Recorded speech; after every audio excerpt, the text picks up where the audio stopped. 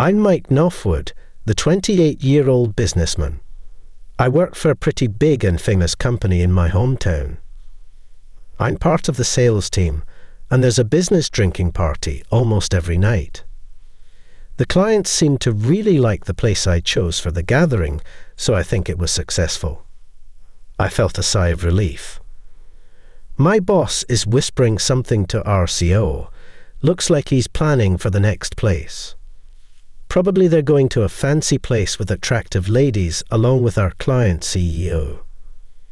I guess these regular employees are calling it quits here.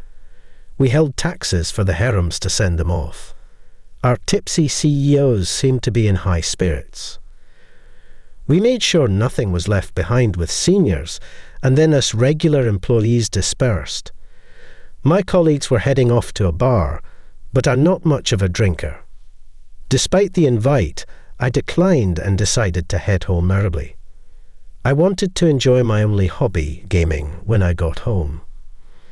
As I was excitedly heading home, I heard a dispute in a side alley off the main street. Normally I ignore it, but I stopped in my tracks when I heard a young woman's voice. Squinting into the dark alley, I could see a girl about college-aged and a man about my age arguing about something. The man seemed to be forcing the girl, and she was clearly uncomfortable. "Hey, stop that." She tried to keep her voice down, but it was clear she was rejecting him. The man was holding her arm, seemingly trying to forcefully take her somewhere. The girl appeared to be about the same age as my younger sister. "Hey, maybe you shouldn't be forcing her like that." I called out quietly towards the back of the alley. The man turned around and glared at me. From just one glance, I could tell he was wearing a well-tailored suit. His tie is designer-made. His leather shoes are nicely polished. He seems like a rich kid. "Back off. You're out of your league, man." Quite a mouth on him for a privileged kid. Maybe he's a rich Brad gone bad. I cynically stepped into the alley. The humidity instantly rises above the level of the main street. It's probably damp hair from the air conditioners attached to both sides of the buildings, but she seems uncomfortable, and you're acting like a thug, so I can't just ignore this. While saying that, I nonchalantly grab his hand, shielding the girl behind me. Talking circles around people is something I'm good at. "Hey, Ginny, do you know this guy?" The man yells as he tries to violently grab the shoulder of the girl behind me. I shield her, making sure his hand doesn't reach her. He clicks his tongue and then attacked with a pretty heavy punch. I absolutely hate violence. I was blown to the wall of the building, hitting my back hard. I taste iron in my mouth. The man looks down at me, now slumped against the building wall. There's a vulgar grin on his face. These kinds of guys never stop at one punch. He's the type who gets excited by the violence he inflicts.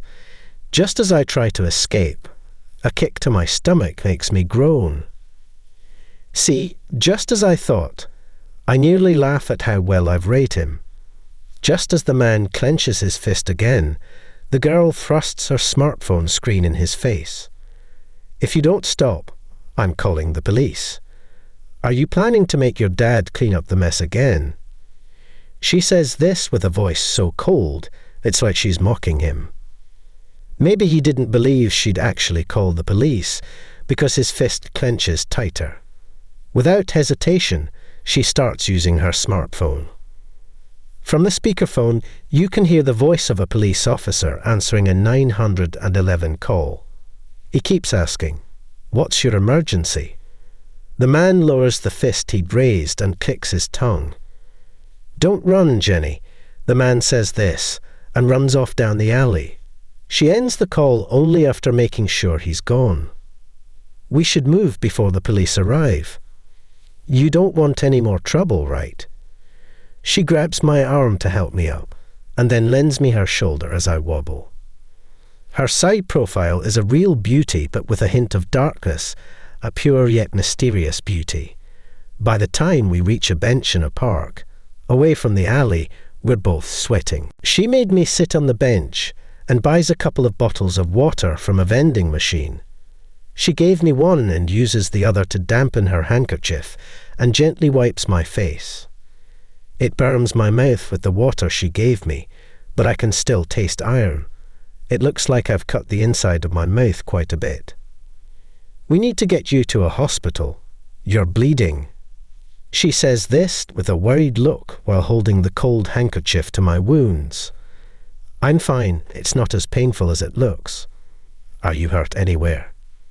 In my words, she opens her eyes wide in surprise, then tilting her head slightly, she looks at me in puzzlement.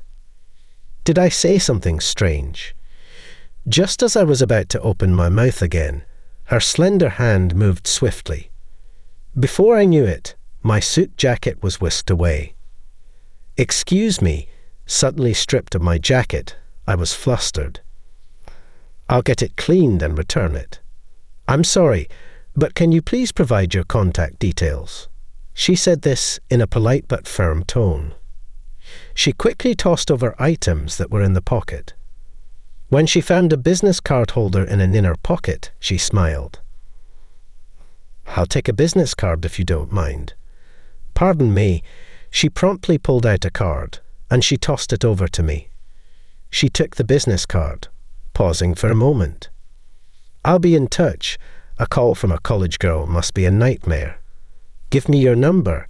It seemed like I had run into a charming thief. As I told her my number, she repeated it without taking a note. She then introduced herself as Guinea Garcia. Just as I was about to say that the cleaning wasn't necessary, my phone started ringing. The caller ID prominently displayed my boss's name. The message was urgent. The CEO of a client company was drunk, and I was needed for help. Sorry, I got some work to do. I left her in the park as I rushed off. It was regrettable, but I had no choice. She watched me silently from within the park until I hailed a taxi and got in. A week later, I received a call from the charming thief during my lunch break. She must have timed it to catch me on my break. I didn't recognize the number, but I had a hunch it might be her. The cleaning is done. So when can we meet? She asked. I told her I would be free after work tomorrow. I'll send you the meeting place via text, and she hung up the call. The meeting place she texted was a restaurant I'm not familiar with. Her message sighed as a token of my appreciation. Let's have a meal. It's a restaurant picked by a college student, so it probably won't be anything too fancy. I prepared a bit of extra cash in my wallet and headed to the designated restaurant the next day. And now I'm scared. The restaurant is not for students, and I was led to a private room hidden behind a concealed door. Frozen in place, I was sitting rigidly when she arrived a little late. I'm sorry for making you wait, she apologized, bowing her head. I barely managed to respond with a weak, it's fine. She sat down on the pulled-out chair like usual and ordered the chef's recommended course. Dishes that I've never tasted before appeared, delighting both my eyes and palate. Like magic, drinks were refilled at just the right timing, and the friendly waiter helped to ease my tension. The final dessert was served in front of me, and cheese was placed before her. Being a lover of sweet things, it was the best cake I've ever had in my life. You're not having the cake? I don't like sweets, she admitted, her face darkening a bit. I used to be fine with it, she added with a smile. Taste changes, we grow, and not every girl in the world loves cake. I simply responded, shrugging it off at the time. During the meal, we had all sorts of conversations. The guy who had bothered her turned out to be her fiancé, Jenny. She talked about marrying right after graduating from college, but she didn't seem happy about it. I could easily tell something was going on. Aren't you too young to be getting married already? I blurted out. Jenny merely smiled awkwardly in response to my question, not saying a word. She seemed resigned, and her smile could also be interpreted as a knowing smirk. In just 2.5 hours, I found myself wanting to know more about her. When I reached for my card to tackle the bill I was dreading, I was told it had already been paid. "It's on me as you helped me," she said with a smile, handing me my freshly cleaned jacket. As we left the restaurant, she quickly said goodbye and began to leave. "Wait, I have a proposal," I blurted out, desperately wanting to keep her from leaving.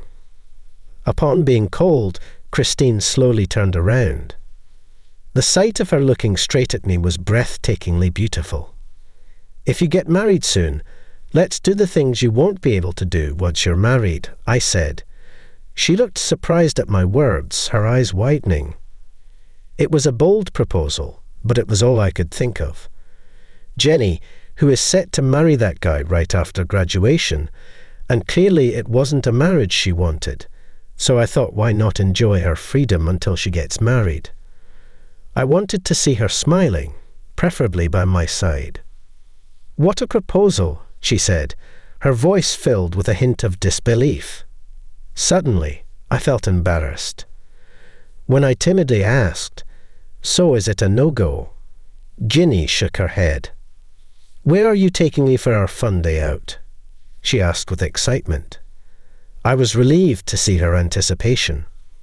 "Well, let's start planning then," I said, and she nodded in agreement. And just like that, she smoothly linked her arm with mine.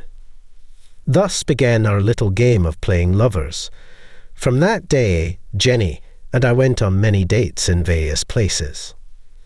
There was no rule as to who should ask, but it was always me inviting and her accepting. There were a lot of things I learned from our numerous dates. She was more of a sheltered lady than I had imagined. She was too excited with the aquarium and being childish as she wanted to touch penguins. At the zoo, she fussed about wanting to take home a baby lion. During a horse riding, Jenny, an experienced rider, left me behind and ran into the forest. I remember feeling awkward when she showed up in a summer dress for the county fair. I was forced to buy a cotton candy that was 3 times the size of her face, but she remembered that she hated sweet things, which made me burst into laughter. Her persona was completely different from when we first met, and I was constantly surprised. That day, we went to a solo exhibition by a female woodcarver who specializes in animal carvings. She enjoyed sitting on a life-sized orangutan carving and playing with the kids. I found the scene somewhat heartwarming and watched while leaning against the wall. "Oh, teacher, hello." Suddenly I turned toward the sound. There was a familiar-faced boy grinning at me. "Hey, are you here with your family?" I noticed a girl holding his hand. He nodded with a hearty smile. "You're a teacher," out of nowhere, Jenny, who had returned, asked with curiosity. "Oh, are you the teacher's girlfriend?" "He's a boxing teacher," the boy responded clearly to Ginny's question. "In fact, I'm good at boxing, and I teach grade school kids at the gym run by an old college." Jenny stared at me in surprise, learning this new side of me she wasn't aware of. It was quite embarrassing being stared at so intently. Ginny watched the boy energetically say goodbye and run back to his parents. "You could have hid back, but you didn't," she murmured to herself. I knew she was talking about the time when we first met. "Why didn't you get back?" she asked, suddenly serious. Taken aback, I looked at Rachel. Her face was very serious. "I just don't like hitting people," I confessed. It may have sounded contradictory, but that was how I truly felt. I knew the pain of hitting someone and being hit. That's why I didn't like hitting people. I think this hesitation was the reason I was always the runner-up. During my school days, I was a runner-up in every competition. I could never fully commit to winning. Every time I came in second place, I felt sorry for my family who was cheering for me. Would you say the same thing even when you absolutely need to hit back? She asked in a cold voice, reminding me of when we first met. I felt a chasm between Jenny and me unbridgeable, as if we were standing on opposite cliffs overlooking a deep valley. I couldn't answer her question. Ever since our date at the art show, I had lost contact with Jenny. A week had passed. There was no response to my calls or emails. She used to pick up on the first ring. I was worried that something might have happened. Perhaps I had been written off because I couldn't answer a question. At the time, I was anxious to see her again. Just as I was about to try to contact her again, a colleague called out to me. He delivered a message that the director wanted me in his office. I hadn't made any mistakes at work. I put on the jacket I had taken off and knocked on the door to the boss's office. I was told in a low voice to come in. The boss's office, where the boss and the director and the CEO of a client company and one more person, the man who had been bothering Jenny, was sitting back on the sofa. "I'm disappointed in you trying to steal my nephew's fiancée," said the boss. So, the man who was bothering Jenny was the boss's nephew. The client company CEO also looked stern. As I stood there dumbfounded, the boss explained, Jenny was the daughter of a client company CEO and the boss's nephew's fiancée.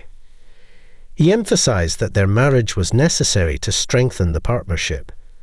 It seems like they were insisting on a marriage to expand their companies. I was taken aback, wondering what they were talking about. So in short, the CEO's nephew desperately wants her, and he got the company involved, right?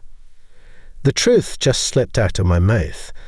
I felt the temperature in the CEO's office rise dramatically. The CEO of our client company was a person of no great reputation.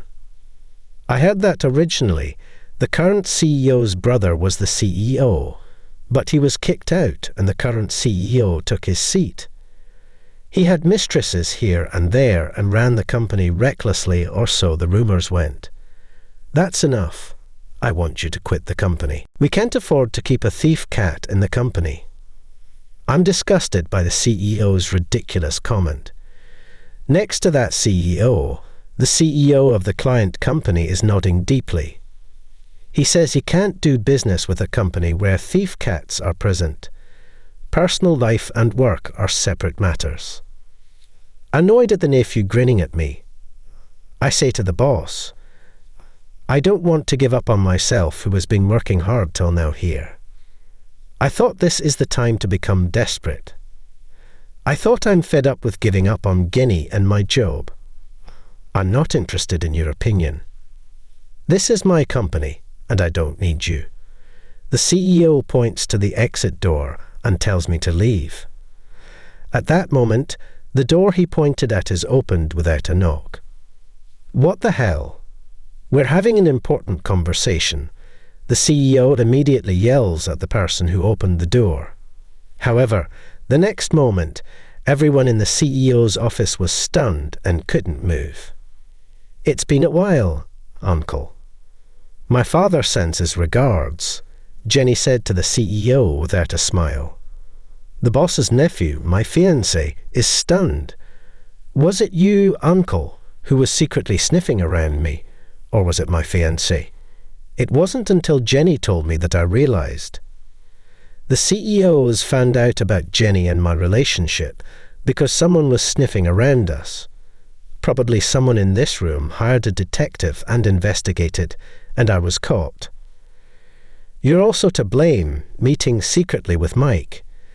It's irresponsible behaviour while engaged. Guinea snorts at the CEO's words. It was clear that she was looking down on everyone except me. The CEO of the client company warns Jenny, don't meddle. Guinea looks at me and smiles a little. I'll handle this.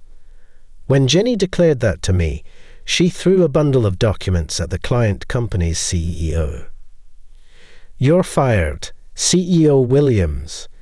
Jenny said to CEO Williams with cold, icy eyes. CEO Williams, flustered, flips through the documents thrown at him. With each page he turns, his face turns paler.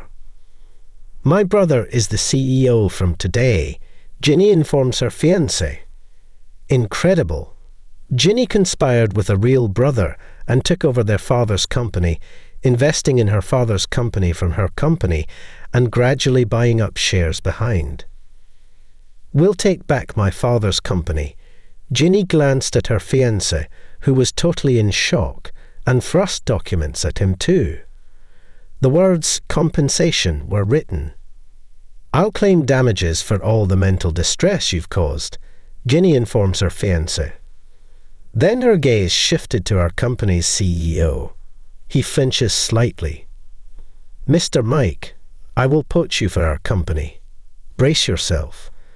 I will bring down this place too, Jenny says, her mouth the only part of her that's smiling. Her eyes are not. Is this your idea of revenge? Hearing CEO Williams's squeezing voice, a big smile appeared on Jenny's face. If you compare it with what you've done to my family, it's nothing. The real hell starts now. In truth, Jenny was CEO Williams's daughter, but his niece. Her biological father was the CEO who was ousted by Williams. Jenny's father, having lost control of the company, died from a combination of stress and overwork. Seemingly her mother, who had been part of a loving couple, died of illness not long after. Only Jenny and her brother were left. Jenny was taken in by CEO Williams, and her brother was put into a facility. It's likely CEO Williams adopted Jenny because he thought she could be a useful pawn in the future. He probably never imagined that she would turn on him. Jenny had been patiently waiting for a moment of revenge. As CEO Williams collapses in defeat, Ginny looks at him once, then extends a hand to me. Welcome to our company, Mr. Mike. Just as she had declared, Jenny set out to destroy the company. Where I had been working, the employees tremble at the sight of her relentless advance with no hesitation or doubt. I started working as a secretary to the CEO at Ginny's company. The CEO is Jenny's real brother, Mr. James. He's the same age as me. The new job was tough in many ways, but somehow I managed. The company seemed to be changing into a more pleasant workplace, freed from dictatorship. I think the brighter expressions of the employees are proof of that. I would love to say everything is going well, but there's one thing that worries me. Jenny has been avoiding me. Ever since the incident in the CEO's office, she has been actively ignoring me. Even when we pass in the hallway, she just acts as if I don't exist. Just when I'm trying to find a way to talk to her, CEO James shows up. Do you know what a Savannah cat is, Mike? Confused by the unrelated topic, I tilt my head. A Savannah cat is a breed of cat born from the crossbreeding of a serval cat and a domestic cat. It's about the size of a dog. Depending on the breed, it is necessary to register with the local government to keep one. That large, mountain lion-like cat, right? They're rare in Japan. I reply. Mr. James then asks me to somehow arrange for a Savannah kitten. As the CEO's secretary, it's not unusual to be rallied upon for personal matters as well as work. James, being the same age as me, often makes unusual requests. I thought it would cheer Kado up. She hasn't been her usual self lately, he says with a look of concern. Indeed, if I showed Jenny who demanded to keep a baby lion, a Savannah cat, she'd be ecstatic. Sure thing, Mr. James. I'm pretty indulgent towards Ginny. Understood. I'll look into it right away and prepare a cake that she would like. It's her birthday soon. When I heard cake, I was surprised. Chelsea is supposed to dislike sweets. Mr. James should know that Ginny doesn't like sweets and can't eat them right. But a cake on my words, Mr. James seemed taken aback and sat down on the spot, scratching his head. I was taken aback by his sudden strange behaviour. Holding his head, Mr. James muttered, "That girl, what a fool." Apparently, when Jenny was little, she loved cakes. When our family got together for her birthdays, she would beg her father for various types of cakes. Even when the company was taken over, her father would still buy her a cake. Then, the day after Guinea's birthday, her father collapsed and never came back. Guinea believes it's all her fault. Mr. James told me that she thinks if she endures her favourite, her father will come to see her. Mr. James never expected that even now, as a college student, she would still hold on to that wish, to take back the company, to crush the trading company that drove her father to ruin. Jenny, who coldly gets everything done, is still a young girl who just wants to see her father. When I think about how much she's sacrificed to regain happiness, I feel like tears will overflow.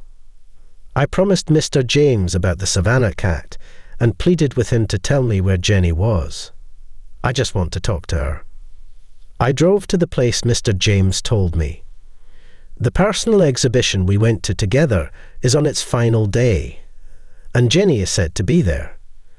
In the exhibition room, filled with the excited voices of children, I find Chelsea lost in thought. She was staring at a family looking at a wooden bear, seemingly enjoying themselves.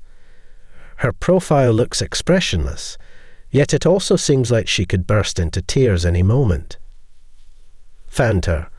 I gently whispered and gripped her hand so she couldn't run away.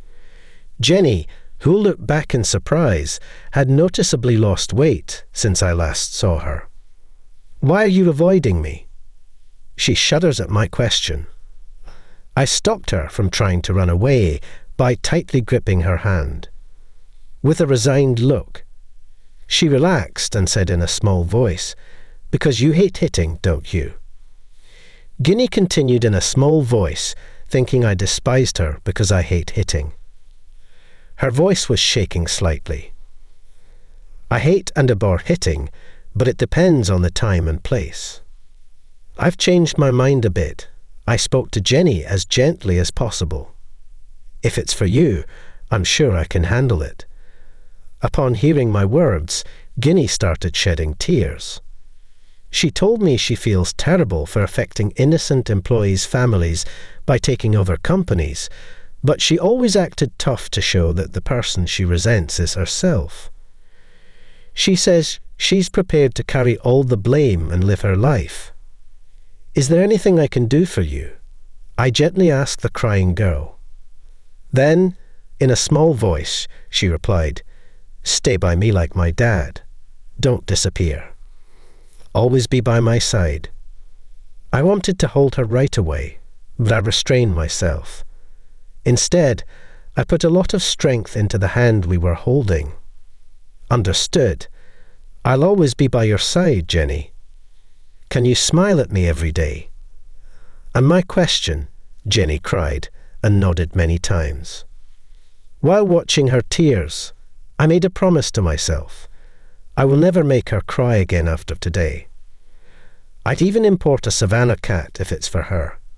Surely, she'll hug the big cat and show me a full-faced smile. The more, the merrier when it comes to family, right?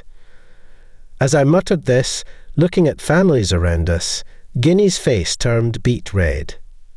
Isn't it a bit early for that? Not at all, I think, about our way home from the art exhibition. I will buy one at a jewellery shop on the way. I was thinking about this, looking at Jenny's blushing face. Who would have thought that our meeting that day would lead to this? I had no idea back then. Now, I'm grateful to God for our encounter that day.